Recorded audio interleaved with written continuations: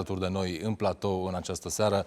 Mr. Zapata, thank you very much for being here. Thank you for joining the program. Welcome. Thank you very much for having me on. We must not forget that apart from the daunting images that we see looking at the front line right now, there's another dimension to the conflict. That is the people, the civilians, the innocent people that were forced to flee the country, most often overnight, leaving everything behind, coming, many of them, to Romania. You were tackling the situation from the very first day of the crisis. Tell me how it is now for the Ukrainian refugees in Romania.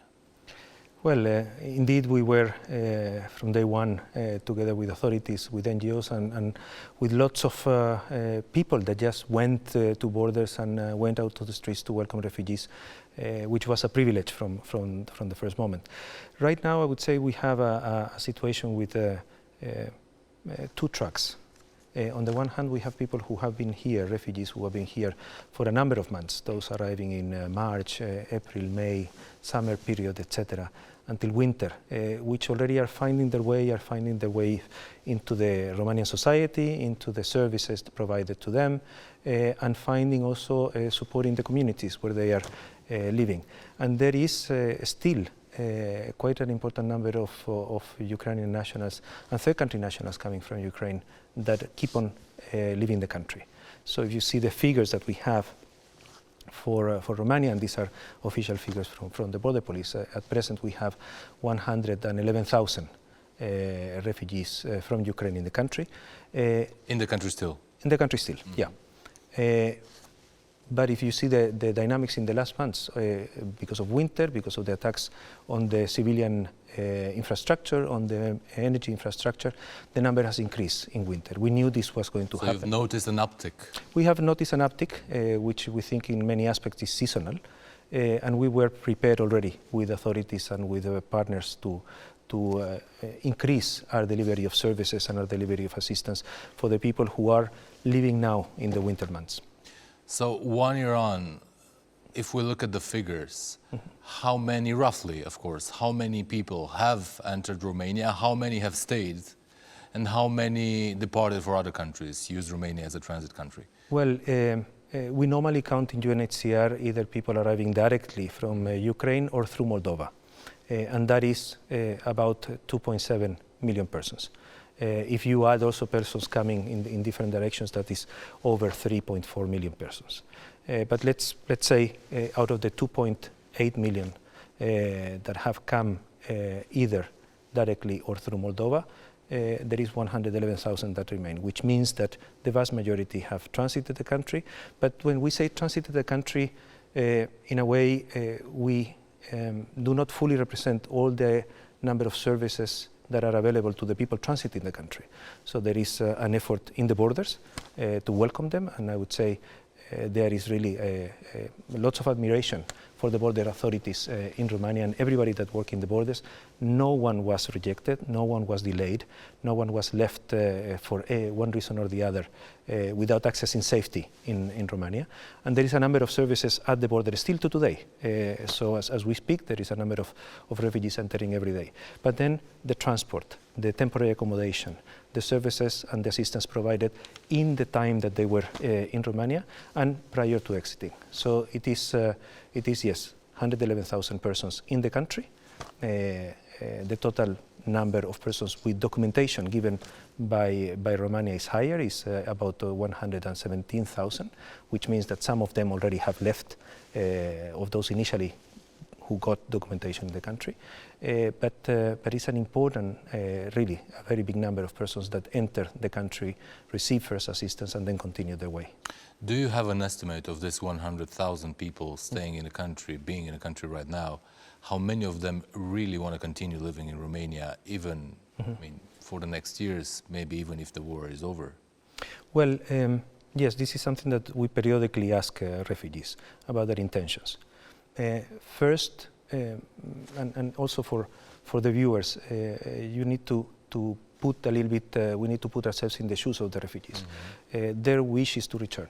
Their wish is that the country would be peace and that they would be able to go back in conditions of dignity and to a country that they are willing to contribute rebuilding. And that is also our intention accompanying that whole process when the moment comes. And at the same time, so one part of the mind is there. A great number of refugees staying in Romania have gone back temporarily to visit and to check on their houses, to visit and check on relatives, to check if the situation allows them for return, and then many of them come back. So there is a bit of back and forth, but also mentally, it's difficult to assume that this may last, we don't know how long. And that is a little bit the situation between what they wish and the reality, which is the reality. And to face the reality, no? Yeah. Yes, and they are with one foot, if you will think, or with one eye looking at going back, but with the other eye looking in how to integrate better and contribute also to the Romanian society, how to get a job, how to get the kids to school, how to access medical services. So that's a little bit the contradiction. How is that going for them? How are they integrated in the society? How many of them have found a place on the marketplace, in the workforce? How many of them were thoroughly integrated in the school system, for example? So it is an ongoing process in so many aspects. So first, I would say, from the first phase of the emergency, in which Romania really did an outstanding job, it has passed into the phase of protection and inclusion, in which Romania is also doing an outstanding job. Romania was probably the first country in Europe to have a plan of measures for the protection and inclusion of refugees from Ukraine, which meant that the relevant state authorities and governmental authorities, plus us in the UN system, we participated in the process, and NGOs were able to think together under the government leadership into what elements needed to happen for them to be fully included. Because they have a very generous legal status, which is temporary protection. It's the same at the European Union level, so there's no difference between access or the rights granted between one country or the other. But then how do you do it? No? How do you integrate this? Now 110,000, mostly during the year were 80 to or 85,000. Let's take, for instance, the example of education. The education system, it is, of course, functional for Romanian kids, and it has tried as much as possible to integrate Ukrainian kids. In every aspect of inclusion, there is the language barrier, for instance. And of course, Romanian is not a Slavic language, so it's not that easy to make the transition as it would be in other countries bordering Ukraine. So the kids have to stay 1 year learning the language and getting adapted to the system, and only in the second year they can start fully, if you will, taking the classes and giving the tests, etc. There are issues of recognition of certificates, and there are also a number of initiatives trying to bridge these issues through educational hubs. So there is a bit of in Spanish we say, you make a road when you walk the road. It's a little bit like that. It's a step-by-step situation. It's a step-by-step. And if you see the other key areas, healthcare.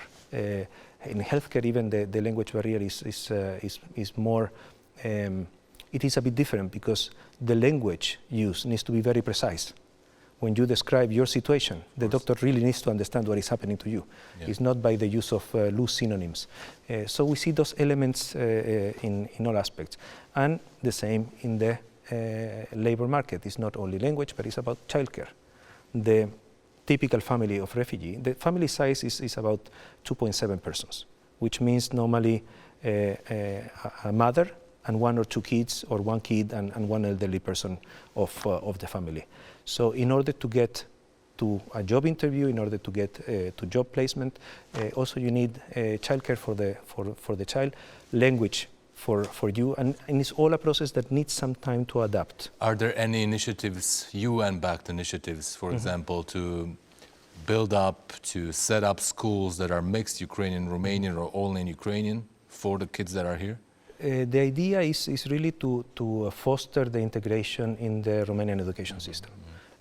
And that's, in order to do that, as part of the UN family, for instance, UNICEF is working with the Ministry of Education also in adapting some classrooms and expanding the capacity of classrooms so that they are all benefiting at the same time. So it's not only the Ukrainian children that will attend these new classes, but it's every child in the school that will attend an improved situation. So in every aspect or in every project that we develop, we always look as well into what is the benefit for the whole community and how this will impact, hopefully positively, to the whole community. And what are the envisaged consequences for now, for example, regarding the demographics, regarding the workforce, regarding the labor market? What do you envisage? How will it change for Romania, for example? I think, Romania is a country that needs foreign labor. No, every year there is and I understand from the authorities, there is a deficit and there is a need of around 200,000 foreign workers. So, given the right conditions, Ukrainian refugees and refugees from other parts can fully integrate. The difference is that those workers that are needed are usually lower class, workers, unspecialized, and I can assume that the vast majority of the refugees coming from Ukraine are very well trained or well trained individuals. For instance, among the adults who are here, over 50% used to work in Ukraine. Right now, according to the surveys that we conduct with the communities of refugees, there is over 30, about 35% that are already doing some kind of work or teleworking with Ukraine or remote work. So there's a number of varieties of situations. So it's not that every refugee has or every refugee doesn't have a job. There is a bit of a fluid situation with regards to that. But given the right conditions, what we see, and we see in a number of businesses, particularly small businesses, is that there is a very positive impact both ways. But do you have a figure about the unemployed refugees that are here, for example? Well, if you take 35% of persons who are employed, that gives you about a 60% of 35% of people who are employed strictly in Romania, or you're saying both, the overall? Both overall. That's what we get from the surveys we do. We don't have a way of measuring that specifically, but this is what the people tell us voluntarily when we interview them. Okay. I remember, Mr. Zapata, the images from the very first day of the crisis, those queues at the border. Could you walk us through the moments that you found out that you have to be there, you have to organize that cell crisis, you have to organize the arrival of refugees? How was it? How complicated it was? What mechanism did you put in place? Well, what I would say first and foremost is that in our case we came here to support the national response. The national response was very strong from day one. And I think, and I'm paraphrasing here, my good friend Dr. Raed Arafat, who explains very well how a first decision from the government was to take the working groups that were working on the COVID crisis and adapt them into the refugee situation, so that the people that had been working for close to 2 years together in managing one crisis immediately were able to switch, if you will, and start addressing another crisis. The response was very immediate, and as I mentioned before, it was efficient, it was effective, and it was deeply humane, and remains to this day. A number of governmental actors were present in the border, not only the traditional actors that work in the borders, like border police or customs or immigration, but a number of other actors came to supplement that. For instance, the firefighters, setting up immediate transit facilities at the border, transport companies, the Ministry of Transport deployed services in order to link the border points with the train stations and then facilitate. So our work was to support that effort, not to create it. And that's very important, because then we would look at the situation, for instance, in the case of UNHCR, as a protection agency from a side of protection. So what type of provision of information about legal status or possibilities to remain in Romania the people had. We created with UNICEF the Blue Dots, which are facilities, particularly in the border areas, for people to receive a first assistance and a first indication of services that they could need to take a breath with the children, and to immediately, if they were with some serious situation in that moment, to report and to be referred to the right authorities. For instance, that was fundamental for the children that came without the parents. In the first moment, many children came with the families of friends. I have 2 boys, grown up now, one of them still in school, but I can imagine entrusting one of them to another family of a friend, because I was not able to leave, but then this other family could take him or this other mother could take him. Those were the situations that were critical in the first moments, so to ensure that there were no children that would be lost somehow or traveling in circumstances of unsafety. So there was a lot of effort by a number of actors. In the UN, we really came to complement those efforts and to advise and to have programs with the authorities into those areas that maybe were not sufficiently looked in a first phase of the emergency.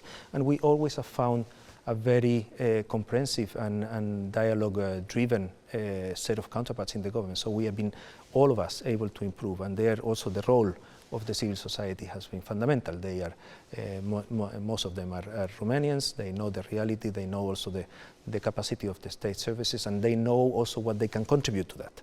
So it was really an effort of everyone. Being a journalist at the time, of course, and being on the ground reporting about the refugee crisis, I do remember, though, that all those volunteers that you are talking about, part of the society, the civil society, they were saying that it's not very centralized, that the authorities have not done a great job in managing from a central standing point the whole situation, and it was all due to the efforts of the volunteers, who of course showed a great, astonishing solidarity and generosity at the time, but they were not exactly well coordinated. And I do remember the situation in the northern rail station, for example, where people were arriving, refugees were arriving in the station, and the volunteers kind of tackled the chaos by themselves. So would you say that it was more in the smooth process overall that you were describing?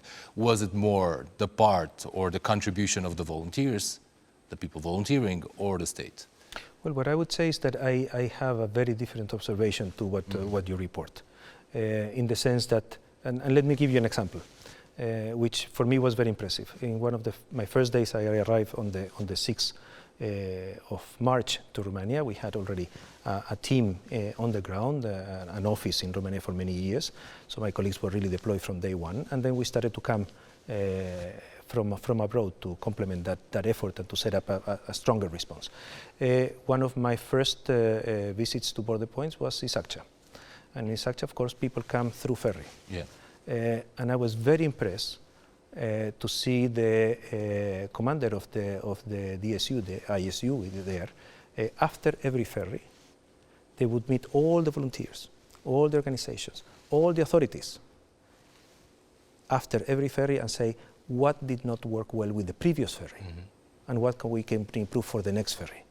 For me, that speaks about a learning, if you will, response that is able not to think, okay, we're doing everything good or we're doing everything bad, but is flexible and with capacity to adapt. I have not seen that before. And my observation of the daily coordination meetings that were in Siret or in Isaccea or in other points, which were every evening taking place, also speaks of a different perception than what you were given. Let me give you another example. My first commitment, if you will, to the authorities regarding the emergency, upon the request, they say, can you join us in the National Coordination Center in the Cenecetei? And I said, yes, we can be there in 3 days. In reality, we were the next day. And we didn't move from there, from day, must have been 12 or 13 of March, until the summer period, when we evaluated that the situation was not necessary for us to stay every day. But then we had deployed everyday colleagues in that, and we were the only, I would say, that kept that permanent presence of the non-state authorities, so that we could get the information from the various border points and transmit it to agencies or to NGOs that could help to fill one of the needs. So our role was a little bit in the communication side, but also in the thinking side, if you will, of the type of response and how we could help the emergency authorities. What was the most difficult part so far in this process of aiding refugees? I think first the most difficult part is for refugees themselves, by far. People leave everything behind. You were thinking one given day, you were looking at your activities for the week, and you had meetings, and you had the possibility of meeting friends, and you had the plan of buying a car, or you had the possibility of changing a job, and all that was finished from one day to the other. So the first impact is how this war impacted the people in their very daily activities, but also in the very security. I was talking to part of our colleagues are Ukrainian refugees who play a fantastic role in ensuring that we understand well the community and that we communicate with the refugees in an effective way. And we were checking, we were sitting in the office in one of those moments a little bit more relaxed, and we were discussing, so what happened? I mentioned I arrived here on the 6th of March, and what were you doing on the 6th of March? And some of them were like, okay, that's day what of the war. And they could trace back. And some of them were leaving their town. They were leaving Kharkiv. Others were leaving Odessa. Others were in shelters. Others were worried about their families and how to communicate with them. So the first and foremost difficulty has been for refugees themselves. And I would say from an institutional point of view for us is the capacity, or how do we scale up quickly the response, for instance, in terms of cash assistance. We have registered and enrolled 53,000 persons for cash assistance, and we have delivered to some 48,000 persons cash assistance. So how do you scale the programs in a way that you are reaching those in more need at the time and with the speed that is required? That is really a great challenge. But that challenge was shared also, for instance, let me refer to the Romanian NGOs. If I was a relatively stable Romanian NGO working, for instance, in social protection for Romanians, and then all of a sudden the crisis comes and I say, how can we help? They need to scale up their own situation. One of our main partners, the National Council for the Romanian Council for Refugees, was a fairly stable, also with an NGO with a limited number of staff. Now they are 10 times bigger. So the whole response has required that every actor committed to help and committed to serve, because this is the ultimate commitment that we are here for, has needed to make internal adaptations, external adaptations. We are extremely grateful to the donor community for having been extremely flexible and understanding of the needs and supportive, not only financially, but also, if you will, at the time of thinking together the areas in which we can continue helping. Looking back at this year, Mr. Zapata, on a personal level, on a human level, I'm sure you've seen a plethora of tragic images, but is there any image that stuck with you, really stuck with you, and still makes you emotional? Well, yeah, there are some.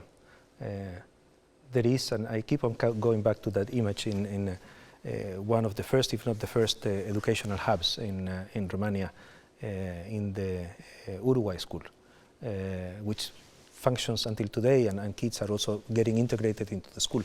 The first time I went to visit, there were two situations. One, a little girl was showing a photo of her dad to the classmates, and the dad was in the military now during the war, celebrating Hanukkah with his colleagues who were not necessarily Jews, but at that moment they were all together celebrating a religious feast. And in the same school, a mother was telling that her daughter, who had attended the first day of school the day before, she had just arrived from Odessa, she said, yesterday evening after my daughter came to the school was the first time that she was playing with toys and not with electronics. And it was the first night that she was able to sleep throughout the night. Another mother in Suceava who came pregnant just close to the delivery. She arrived to Romania and she delivered a few days later.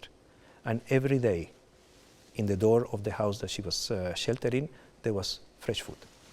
She doesn't know who was putting that every day in the morning, but she always had fresh food so that she could feed also the baby. Goosebumps. Yeah, looking at this, all these proofs of generosity. You were saying that you are going to help people reintegrate in this reverse movement if they want to go back to Ukraine. How's that process going to unfold? Do you have a roadmap for that? Well, we have, in general, in UNHCR, we do this everywhere. During some time now, during the conflict, I work in Syria, and we were preparing also for the return of refugees eventually to some areas of Syria when the return was going to be possible. So this is something that we do everywhere in the world. And in reality, the conditions need to be ripe. The security conditions, clearly now in winter with the situation of an increased number of refugees remaining in Romania, which is interesting because it's not that the number of arrivals has increased, but the number of people who has transit out of Romania has decreased. So the overall number has increased by a few thousand, as we were discussing before. So when the conditions are there, refugees are the first ones who really want to go back. And we don't only operate, of course, in the countries receiving refugees, but we are present along with a number of UN agencies and others working inside Ukraine. So this, on the 15th of February, we launched the regional refugee response plan. We had launched one in 2022, just weeks after the crisis started, and we have launched it for the second year, this plan. And that plan has a component which is the humanitarian response plan, which is for Ukraine, and a refugee response plan, which is for the neighboring countries, if you will.